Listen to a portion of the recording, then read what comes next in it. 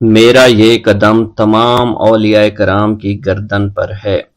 ایک مرتبہ محلہ حلبہ میں اپنے مہمان خانے میں وعظ فرماتے ہوئے حضور سیدنا غوث اعظم پر اچانک حالت کشف طاری ہوئی۔ آپ رحمت اللہ علیہ نے فرمایا، میرا یہ قدم ہر ولی اللہ کی گردن پر ہے۔ یہ ارشاد سن کر تمام اولیاء اللہ نے اپنی گردنیں جھکا دیں۔ صلحائے امت نے اس کی توضیح فرمائی ہے کہ آپ رحمت اللہ علیہ کے عہد مبارک اور بعد میں قیامت تک آپ کی عطا کے بغیر ولی اللہ ولایت کے درجے پر فائز نہیں ہو سکتا۔ سلطان الہند حضرت خواجہ معین الدین چشتی المعروف خواجہ غریب نواز اس وقت خراسان کے پہاڑوں پر مجاہدات میں مشغول تھے۔ انہوں نے بھی حضور سیدنا غوث اعظم کا ارشاد گرامی سن کر اپنی گردن جھکا دی اور یوں عرض گزار ہوئے، آپ کے قدمین شریفین میرے سر اور میرے آنکھوں پر ہیں۔ حضور سیدنا غوث اعظم فرماتے ہیں کہ میں 10 برس کی عمر میں اپنے شہر کے مکتب میں حصول علم کے لیے جایا کرتا تھا۔ اس وقت میرے ساتھ ملائکہ بھی ہوتے تھے جو میرے آگے پیچھے میری حفاظت کے لیے چلتے تھے۔ جب میں مدرسہ پہنچتا تو یہ منادی کرتے تھے، اللہ کے ولی کے لیے جگہ خالی کر دو۔ چنانچہ وہ میرے لیے جگہ خالی کر دیتے تھے۔ ایک مرتبہ میں نے ایک ایسے شخص کو دیکھا جس نے فرشتوں کی آواز سن کر کہا، جس میں کوئی مزاحمت نہ ہوگی، کہ یہ ایک نہایت معزز گھرانے کا فرد ہے اور عن قریب اس کو وہ عظمت حاصل ہوگی جس میں کوئی مزاحمت نہ ہوگی، اور اس کو ایسا قرب نصیب ہوگا کہ اس کو کوئی فریب نہ دے سکے گا۔ پھر 40 برس بعد میں نے اس شخص کو پہچانا۔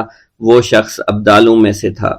حضرت شیخ ابو سعود احمد بن بکر حریمی سے مروی ہے کہ حضور سیدنا غوث اعظم نے فرمایا کہ میں 55 سال تک تنہا عراق کے بیابانوں میں پھرتا رہا۔ میں لوگوں کو نہ جانتا، لوگ مجھے نہ جانتے۔ اسی دوران میرے پاس رجال الغیب اور جنات تشریف لاتے جنہیں میں طریقت اور اصول کی تعلیم دیتا تھا۔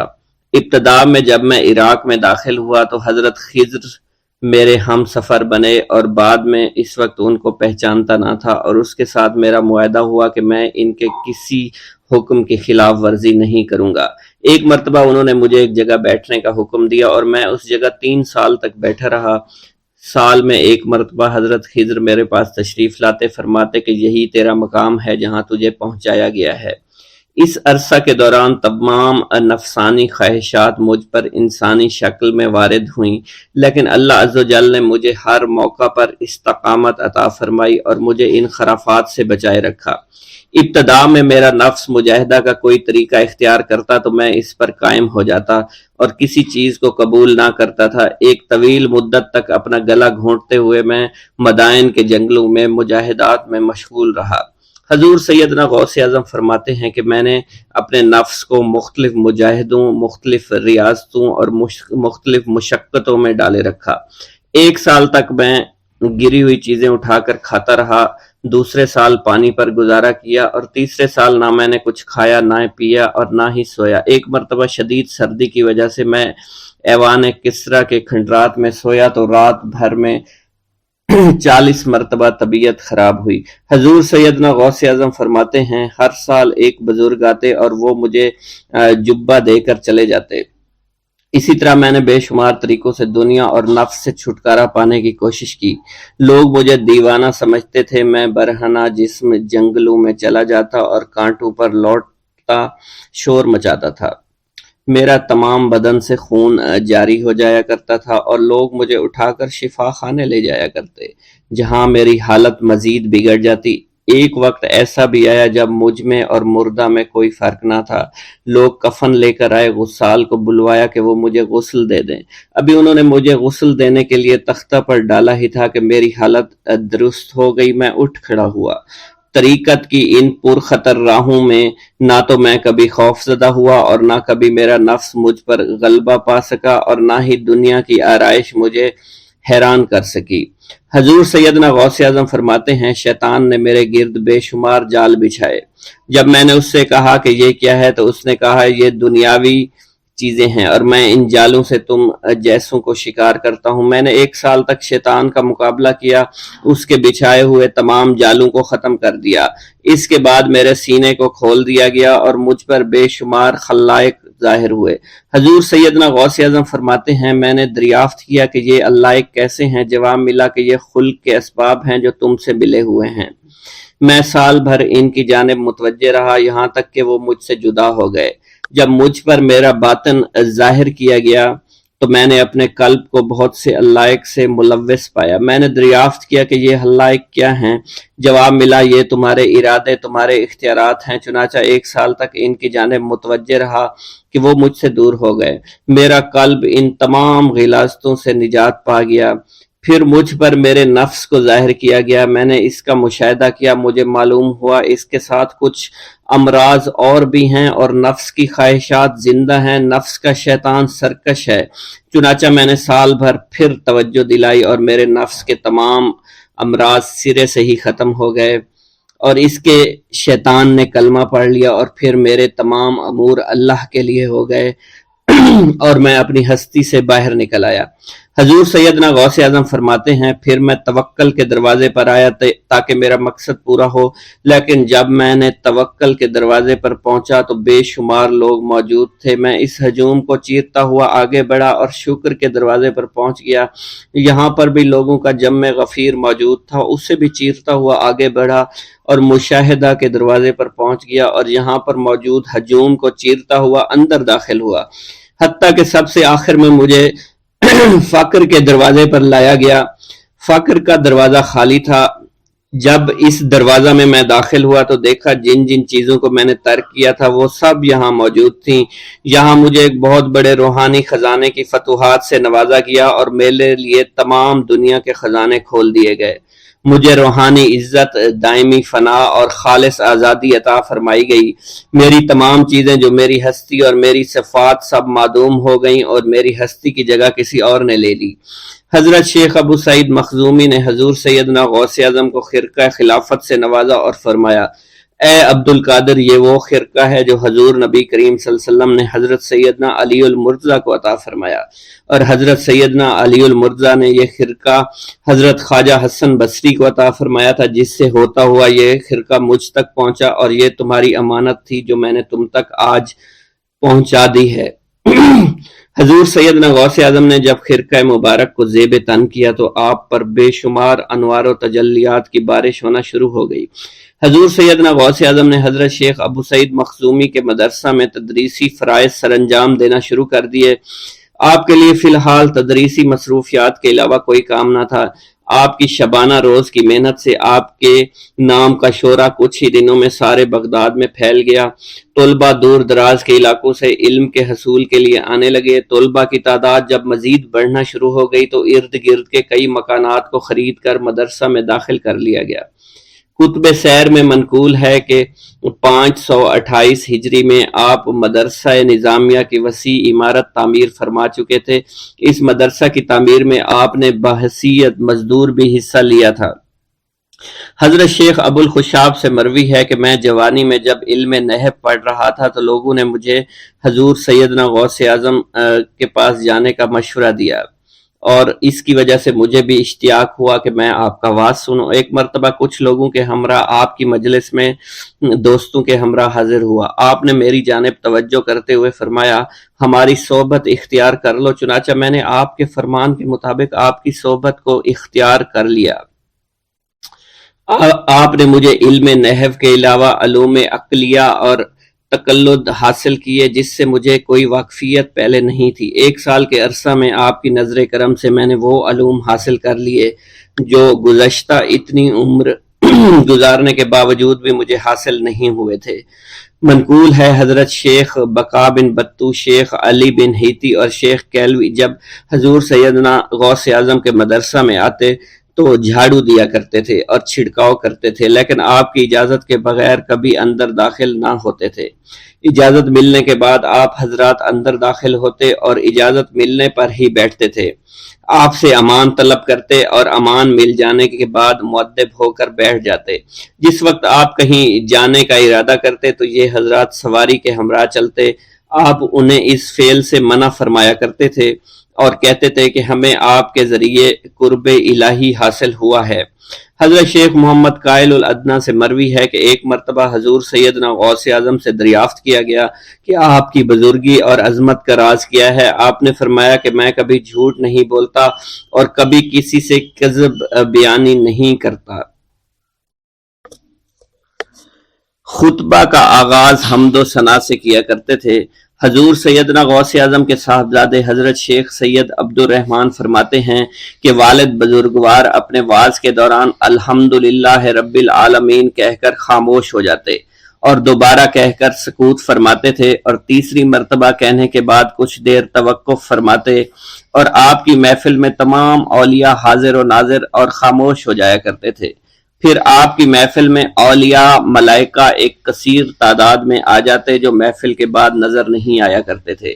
آپ اپنے خطاب کو یوں شروع فرماتے: تمام تعریفیں اللہ کے لیے ہیں، اس کی مخلوق کی تعداد اس کے عرش کے وزن کے مطابق اور بے حد تعریفیں جس سے اس کی ذات راضی ہو جائے، اس کے کلمات کی روشنی کے مطابق، اس کے علم کے مطابق، اس کی مرضی اور منشا کے مطابق اور اس کی مخلوق کے مطابق جسے اس نے پیدا کیا، وہی عالم الغیب ہے، رحمان و رحیم ہے۔ میں گواہی دیتا ہوں اس کے سوا کوئی عبادت کے لائق ہی نہیں ہے، اور تمام کائنات اس کی تخلیق ہیں، تمام تعریفیں اسی کے لیے ہیں۔ وہ زندہ ہے، ہمیشہ زندہ رہے گا،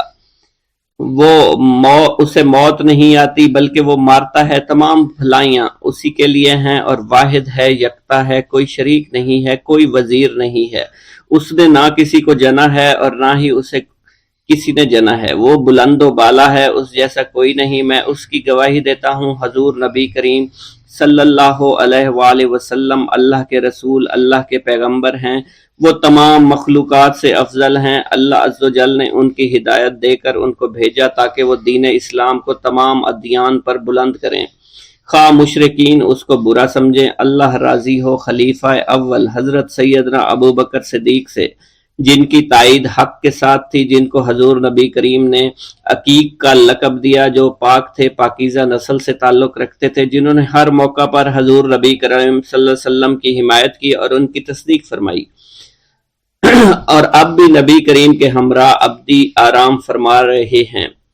اللہ راضی ہو خلیفہ دوم حضرت سیدنا عمر فاروق رضی اللہ تعالی عنہ سے، جنہوں نے عمل کثیر کیے، جنہوں نے حق کو بلند کیا، جنہوں نے فیصلے کے لیے جن کو منتخب کیا گیا، جنہوں نے ہمیشہ حق بات کا ساتھ دیا، اور وہ بھی حضور نبی کریم صلی اللہ علیہ وسلم کے ہمراہ ابدی آرام گاہ میں آج بھی موجود ہیں۔ اللہ راضی ہو خلیفہ سوم حضرت سیدنا عثمان غنی رضی اللہ تعالی عنہ سے، جنہوں نے اپنے مال سے مسلمانوں کی امداد کی، قرآن مجید کی ترتیب و اشاعت احسن طریقے سے فرمائی، جنہوں نے امامت اور قرت سے محراب کو، ممبر کو مزین کیا، اور جو افضل الشہداء ہیں اور فرشتے بھی ان سے حیا کرتے ہیں۔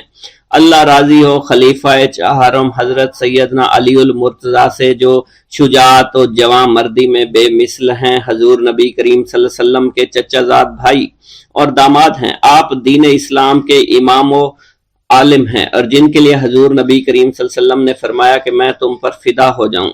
اللہ راضی ہو حسنین کریمین حضرت سیدنا امام حسن امام حسین سے، جن کی نیکیاں تا حشر قائم رہنے والی ہیں اور جن کے مراتب بے مثل ہیں۔ اللہ نے ان کے قلوب کو نیکیوں کی جانب مائل کیا۔ اے اللہ تو ہمارے رازوں اور دلی کیفیات سے واقف ہے، ہمیں ہر عمل کرنے اور برائی سے بچنے کی توفیق عطا فرما، اور ہمیں گناہوں کی لذت سے بچا، ہمیں اپنے ما سوا سے محفوظ رکھ اور اپنی مشغولیت عطا فرما۔ بے شک اللہ کے سوا کوئی عبادت کے لائق نہیں، جو چاہتا ہے وہی ہوتا ہے، اور وہی قوی اور وہی عظیم ہے۔ اے اللہ ہمیں غفلت سے بچا اور ہمارے اوپر وہ بوجھ نہ ڈال جو تو نے پہلی امتوں پر ڈالا۔ اے ہمارے رب العالمین ہمیں معاف فرما اور ہماری مغفرت عطا فرما، کیونکہ تو ہی ہمارا رب ہے، تو ہی ہمارا مولا ہے، آمین۔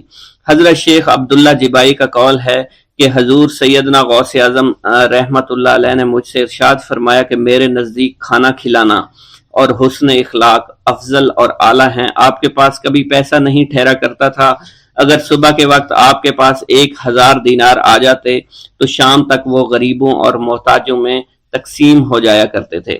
حضور سیدنا غوث اعظم کی پرورش نہایت ہی بابرکت ماحول میں ہوئی۔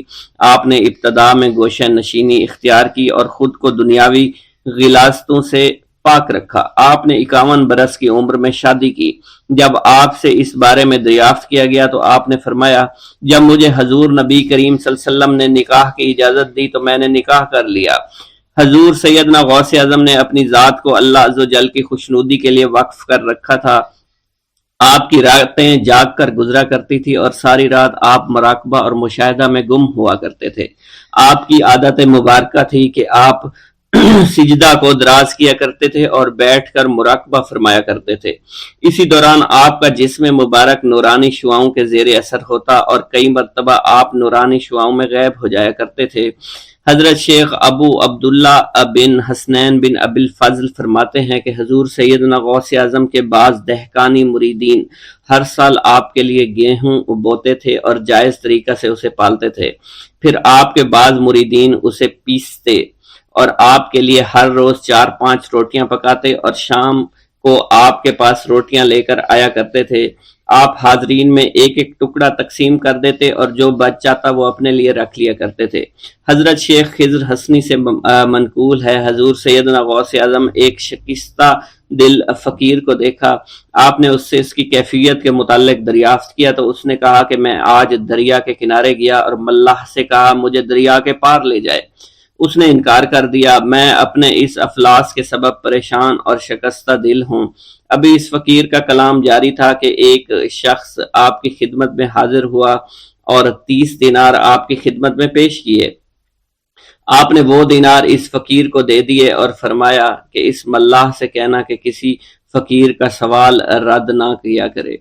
حضرت شیخ معمر ابو المظفر فرماتے ہیں، میں نے حضور سیدنا غوث اعظم سے زیادہ کسی کو درگزر فرمانے والا آج تک نہیں دیکھا۔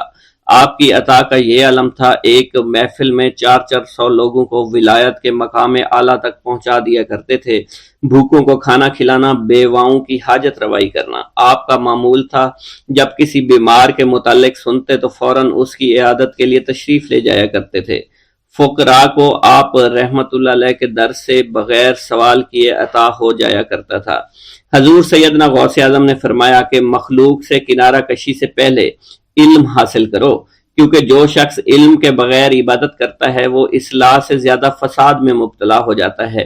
تمہیں چاہیے کہ شمع شریعت اپنے ہمراہ لے کر علم کی روشنی میں علم عمل کرو، پھر اللہ تعالیٰ تمہیں علم لدنی کا وارث بنا دے گا جس سے تم ناواقف ہو۔ تمہیں چاہیے کہ تمام اسباب و ذرائع سے تعلق منقطع کر کے رشتہ داروں اور احباب سے جدائی اختیار کرو، تاکہ تم اپنے زہد کی وجہ سے اپنی قوت باطنی اور اپنے حسن ادب کا مشاہدہ کر سکو۔ خدا کے علاوہ تمام عالم و اسباب سے اس خوف سے منقطع ہو جاؤ تاکہ تمہاری شمع معرفت نہ بجھ جائے، اور جب تم 40 دن اپنے رب کے لیے مخصوص کر دو گے تو تمہارے قلب سے حکمت کے چشمے جاری ہو جائیں گے اور تم معرفت الہی کی تپش کا مشاہدہ کرنے لگے گے، جس کو حضرت موسیٰ علیہ السلام نے اپنے شجر قلب پر محسوس کیا تھا۔ اس کیفیت کے بعد تم اپنے نفس و خواہش، اپنے شیطان سے، اپنی طبیعت اور اپنے وجود سے کہو گے کہ ٹھہر جا، میں نے اس آگ کا مشاہدہ کر لیا ہے جو قلب موسیٰ علیہ السلام پر روشن ہوئی تھی۔ اس کے بعد تمہارے قلب میں باطن سے یہ آواز آنے لگے گی کہ میں ہی تمہارا رب ہوں، میری ہی عبادت کرو، میرے غیر کی اطاعت سے گریزاں ہو جاؤ، میرے سوا کسی سے تعلق مت رکھو، میری معرفت حاصل کر کے میرے غیر کو فراموش کرو، غیر سے اعراض کر کے میرے علم، میرے قرب، میرے ملک اور میری سلطنت کی جانب متوجہ رہو۔ جب تمہیں بقا الہی حاصل ہو جائے تو تمہاری زبان پر اندہ جاری ہو جائے گا اور تمام حجابات رفع ہو کر قلب سے کدورت زائل ہو جائے گی اور نفس کو مکمل سکون حاصل ہو جائے گا۔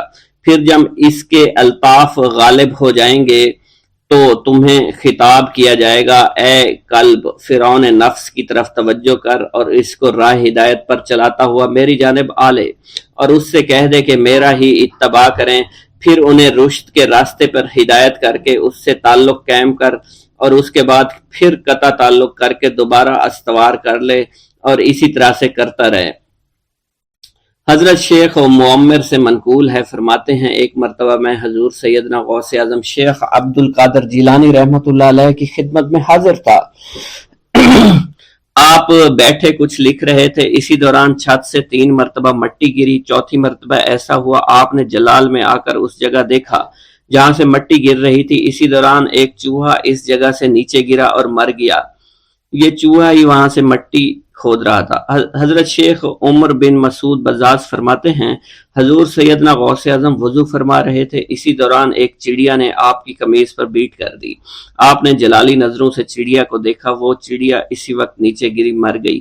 آپ نے وضو سے فارغ ہونے کے بعد قمیض کے اس حصے کو دھویا اور پھر اپنی قمیض مبارک اتار کر مجھے دی اور فرمایا اس کو فروخت کر کے اس کی رقم کو خیرات کر دو، یہ اس کا بدلہ ہے۔ حضور سیدنا غوث اعظم کے زمانہ میں بہت ہی گناہگار شخص تھا، اس کے دل میں آپ سے بے پناہ محبت تھی۔ جب اس کے مرنے کے بعد دفن کیا گیا تو قبر میں منکر نکیر نے سوالات کیے تو اس نے سوال کے جواب میں عبد القادر جواب دیا۔ منکر نکیر نے اللہ کی بارگاہ میں اس کے جواب کو پیش کیا، حکم ہوا اگرچہ یہ بندہ فاسقوں میں سے ہے لیکن یہ میرے محبوب سید عبد القادر جو کہ صادقین میں سے ہیں ان سے محبت رکھتا ہے۔ بغداد کے محلہ باب العز کے قبرستان میں سے ایک قبر سے مردہ کے چیخنے کی آواز آنے لگی۔ لوگوں نے حضور سیدنا غوث اعظم کی خدمت میں عرض ہو کر عرض کیا، آپ نے دریافت کیا کیا صاحب قبر نے مجھ سے خرقہ پہنا؟ لوگوں نے عرض کیا ہمیں اس کا علم نہیں۔ آپ نے دریافت کیا کیا یہ میری محفل میں کبھی شریک ہوا؟ ہمیں اس کا علم نہیں۔ آپ نے پھر دریافت کیا کیا کبھی میرے پیچھے نماز پڑھی؟ نہیں معلوم۔ آپ نے مراقبہ فرمایا اور آپ کے چہرہ مبارک پر جلالیت کے آثار نمودار ہو گئے۔ بعد ازاں آپ نے چہرہ مبارک پر وقار ظاہر ہوا اور آپ نے فرمایا کہ اس شخص نے میری زیارت کی، مجھ سے حسن ظن رکھا، اسی وجہ سے اللہ نے اس پر رحم فرما دیا ہے، چنانچہ اس کے بعد کبھی قبر سے آواز نہیں آئی۔ منقول ہے حضرت شیخ ابو الحسن علی بن وہب ازجی بیمار ہو گئے، حضور سیدنا غوث اعظم عیادت کے لیے تشریف لائے تو آپ نے وہاں ایک قمری اور ایک کبوتری کو دیکھا۔ حضرت شیخ ابو الحسن نے آپ سے عرض کی کہ یہ کبوتری 6 ماہ سے انڈے نہیں دے رہی اور قمری 9 مہینے سے بول نہیں رہی۔ آپ نے کبوتری سے فرمایا تو اپنے مالک کو فائدہ پہنچا اور قمری سے فرمایا تو اپنے خالق کی تسبیح کر۔ چنانچہ قمری نے اسی وقت کوکو کرنا شروع کر دیا، یہاں تک کہ بغداد کے لوگ اس کی آواز سننے کے لیے جوق در جوق جمع ہونا شروع ہو گئے اور کبوتری نے بھی انڈے دے دیے اور ان سے بچے نکلے۔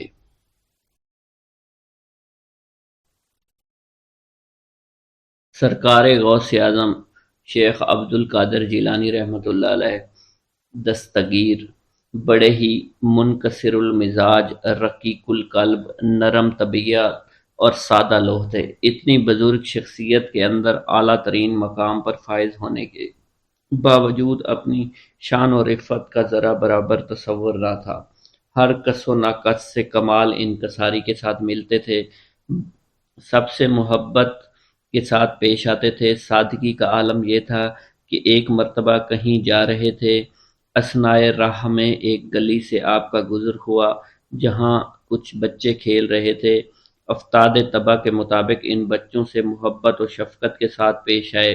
بچے تو پھر بچے تھے، وہ آپ کی عظمت و شخصیت کو کیا جانیں۔ چنانچہ ایک بچہ نے آگے بڑھ کر کہا کہ 1 پیسہ کی آپ ہمیں مٹھائی لا دیجئے۔ بلا تعطل آپ نے انہیں مٹھائی لا کر دے دی۔ اب تو دوسرے بچوں کو بھی جرأت ہوئی، انہوں نے بھی آپ سے مٹھائی کے لیے پیسے مانگنے شروع کر دیے، لیکن آپ نے کسی بچے سے انکار نہ کی اور سب کو ہی مٹھائی کھلائی۔ گھر کے اوپر بھی آپ کی یہی کیفیت رہتی تھی۔ آپ کی بیویوں میں سے اگر کسی کی طبیعت خراب ہو جاتی تو خود گھر کے سارے کام دست مبارک سے کر لیتے تھے، خود ہی آٹا گوندھ کر روٹیاں پکا لیتے، بچوں کو بٹھا کر کھلا دیا کرتے تھے۔ اکثر کنویں سے پانی کھینچ کر کندھے کے اوپر رکھ کر گھر لے آتے اور گھر میں جھاڑو بھی لگا دیا کرتے تھے۔ غرضے کے کسی کام سے آپ کو آر نہیں تھی۔ آپ کی یہ طرز زندگی کچھ گھر تک ہی محدود نہ تھی، بلکہ جہاں کہیں بھی آپ تشریف لے جاتے یا حالت سفر میں ہوا کرتے تھے اور کسی منزل میں پہنچ کر قیام فرماتے تو وہاں کے اوپر بھی آپ کا یہی انداز ہوا کرتا تھا، یعنی اپنا تمام کام اپنے ہاتھوں سے ہی کیا کرتے تھے، آٹا گوندتے، روٹیاں پکاتے، دوسروں کو کھلاتے۔ سفر کی حالت میں اس قسم کے کاموں سے جب آپ مشغول ہو جاتے تو خدام کرام اور ان مشغولات سے آپ کو علیحدہ رکھنے کے لیے ہزاروں جتن کیا کرتے تھے، تاکہ خدام کی کوششیں اور تدابیر اس وقت بیکار ثابت ہو جاتی جب آپ یہ فرما دیتے تھے کہ میں بھی تم جیسا ایک انسان ہوں، تم روٹیاں پکاتے ہو تو میں کیوں نہ پکاؤں۔ سرکار دو جہاں صلی اللہ علیہ وسلم اور مقدس صحابہ کرام رضوان اللہ تعالی علیہم اجمعین کا بھی یہی طرز عمل تھا۔ پیغمبر اسلام مدینہ طیبہ میں ہوتے تو اپنا کام خود کیا کرتے تھے، سفر میں ہوتے تو تقسیم کار خود فرمایا کرتے تھے۔ صحابہ کرام کی طرح کوئی نہ کوئی کام اپنے ذمے بھی لے لیا کرتے تھے۔ جب اتنی عظیم شخصیت کے مالک ہوتے ہوئے اللہ کے رسول اور لائق کے صد احترام صحابہ ان کاموں کو اپنے ہاتھوں سے کیا کرتے تھے، تو میری کیا مجال ہے کہ میں اعتراض کروں اور دوسروں کے کام اپنے سر نہ لوں۔ دور حاضر کے مقتدر رہنما، مقدس پیشوا اور صاحب ثروت حضرت غور فرمائیں، کیا وہ بھی خدام و ملازمین کے ہوتے ہوئے گھر کے کام کرنا خود پسند فرماتے ہیں؟ اگر اپنی عملی زندگی میں پسند کرتے ہیں تو ان کے لیے نعمت لازم کی بشارت ہے۔ یقیناً پروردگار عالم ان کی انکساری، عاجزی اور فروتنی اور سادگی کو پسند فرمایا کرتے تھے۔ اس غرور و تکبر اور دوسروں کو اپنے سے کم تر سمجھنے اور دوسروں سے اچھا برتاؤ کرنے کو عذاب بھگتنے کے لیے تیار رہنا چاہیے۔ ایک نہ ایک دن دنیا میں بھی یہ بلا ذلت اور رسوائی کا سبب بنے گی اور آخرت میں بھی دردناک انجام کا باعث بنے گی۔ سرکار غوث اعظم رحمۃ اللہ علیہ خدا کی راہ میں بہت زیادہ خرچ کیا کرتے تھے۔ آپ کامل مطیع اور فرما بردار تھے، اپنی زندگی خدائے بزرگ و برتر اور ان کے نبی کریم صلی اللہ علیہ وسلم کے بتائے ہوئے اصولوں کے مطابق ہی زندگی گزارا کرتے تھے، اس لیے وعدہ و قول کی پابندی کیا کرتے تھے، ایفائے عہد کو نبھایا کرتے تھے، جب کسی سے آپ وعدہ فرماتے تو اسے ضرور پورا کیا کرتے تھے اور عہد و پیما کی پوری پابندی کیا کرتے تھے۔ ایک مرتبہ آپ کی خدمت مبارک میں آپ کا ایک عقیدت مند تاجر سفر تجارت پر روانہ ہونا لگا، جسے قبل حاضر ہوا اور دعا و برکت کی التجا کی پیش کی، جسے آپ نے فرمایا جاؤ خیریت کے ساتھ رہو گے اور سلامتی کے ساتھ واپس آؤ گے۔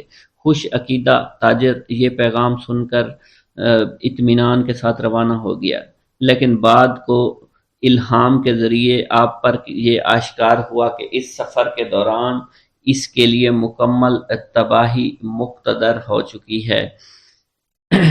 آپ کو بڑی تشویش لاحق ہوئی کہ آپ نے تو اس سفر میں اس کو رہائی کا پیغام دیا تھا کہ وہ سلامتی کے ساتھ جائے گا اور سلامتی کے ساتھ آئے گا۔ چنانچہ خدائے بزرگ و برتر کی بارگاہ میں آپ نے دعائیں کی، التجائیں کی اور 60 مرتبہ انتہائی عاجزی اور انکساری کے ساتھ اس شخص کی عافیت و سلامتی کے لیے آپ نے اللہ تعالیٰ سے دعا کی۔ مالک بے نیاز نے کرم فرمایا اور اس کے اوپر جو مصیبتیں آنے والی تھیں اس اندوناک کیفیت سے اس کے خواب میں پہنچ گئیں اور وہ آپ کی دعا سے بفضل الہی واپس آ گیا۔ ایک مرتبہ کا ذکر ہے کہ آپ مجلس میں تشریف فرماتے، ایک شخص نے کہا کہ آپ یہیں تشریف رکھیں، انتظار فرمائیں، میں ابھی آتا ہوں۔ اتنا کہہ کر وہ چلا گیا۔ آپ نے انکار نہیں فرمایا اور رضامندی ظاہر فرمائی، اس جگہ پر موجود رہے۔ چونکہ آپ نے اس سے وعدہ کر لیا تھا کہ میں اس جگہ موجود رہوں گا، اس لیے آپ ایک دن، ایک ہفتہ، ایک مہینہ نہیں بلکہ 1 سال تک اس مقام پر موجود رہے اور کسی دوسری جگہ تشریف نہ لے گئے۔ یہ عین سرکار دو عالم صلی اللہ علیہ وسلم کی سنت کریمہ تھی۔ پیغمبر اسلام صلی اللہ علیہ وسلم کو بھی اپنے تجارتی سلسلہ میں اس قسم کے واقعات سے متعدد بار سابقہ پڑا ہے۔ روایت کی شہادت یہ ہے کہ ایک مرتبہ تو 3 دن تک مسلسل آپ ایک ہی جگہ پر کھڑے رہے تھے۔